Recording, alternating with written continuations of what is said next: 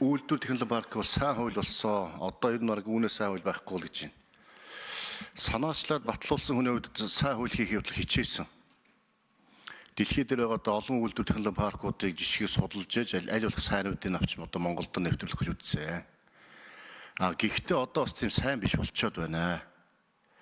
Тэр боловсруулах үйлдвэрүүдэд 1% татвартай болж байгаа чинь энэ үйлдвэр технологи паркс амь ороход бас нэлээд тийм асуудалтай болох гэж байгаа.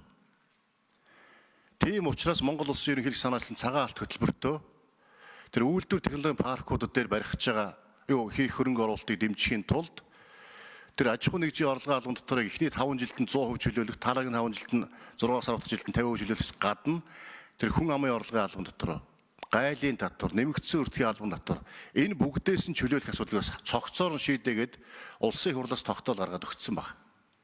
Улсын хурлын тогтоолыг одоо засгийн газар хэрэгжүүлэх үүрэгтэй.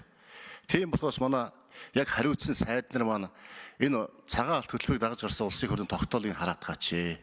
Тэн дээр бидэнд үүрэг өгсөн байгаа засгийн газарт.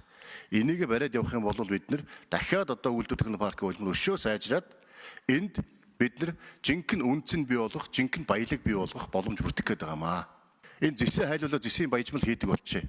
Яг цэвэр зэс гаргадаг болчих. Цэвэр зэсээр бид нар зэс бүтээгдэхүүн хийдэг болчих. Маш их валютын нөөц бидэнд бий болно, асуудлаа шийднэ. Энэ нүүрсээ гаргаж байгаа нь кокс болгоё. Тэр төмрийн хөдрөө түүхийг гаргаж байгаа хооронд ширэм хайлуулаа, ширэм хий.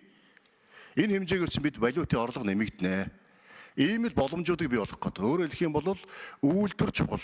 Энэ үйлдвэрүүдийг төрөөс бодлогоор дэмжээ барьчих юм бол олон мянган ажлын байр бий болно. Монгол улсын валютын нөөц нэмэгдэн, Монгол улсын төсвийн орлого нэмэгдэнэ. Монгол улсын эдийн засаг өөрөө томрон тэлнэ.